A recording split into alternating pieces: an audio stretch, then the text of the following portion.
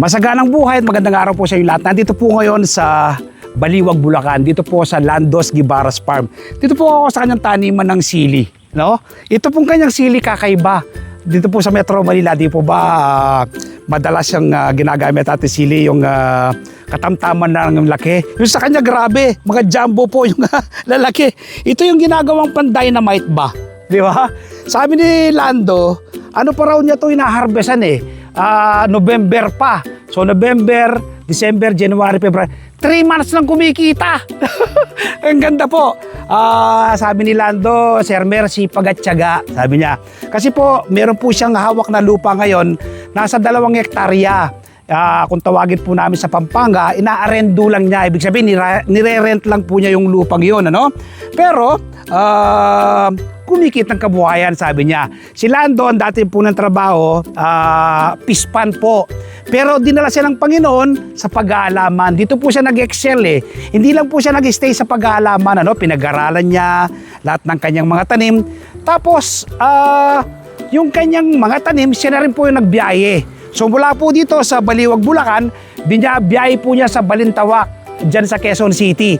Kaya majority po ng kinakain po yung magandang sili dyan sa Metro Manila, galing po yan dito sa Lando Guibaras Farm. Gaganda po. Tingnan niyo po yung kanyang, grabe po, hitik na hitik. Ayan po, tingnan niyo po sa gilid na yan. Hanggang doon po yan. Hanggang doon. Isa po ito sa kanyang pambato. Ito pong sili.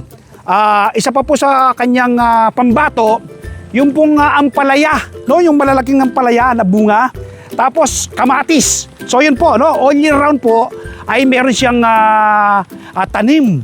Ang kagandahan, makikita po ninyo, ito kasalukuyang umarbes, may panibagong tanim na.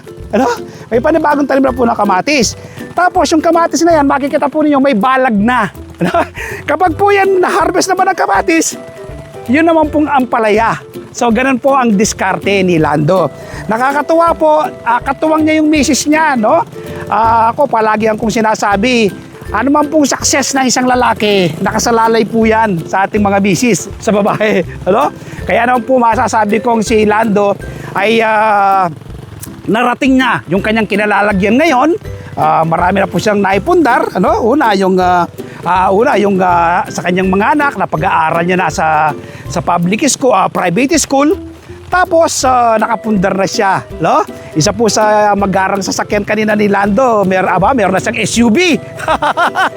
Katas po ng talong yung kanyang SUV. So nakaka-inspire po. Invite ko po kayo this coming Sunday. Panoorin po ninyo ang aming TV show. Tiyak po ay ma-inspire kayo, ma-educate at ma-motivate kapag napanood po ninyo si Lando Guibara.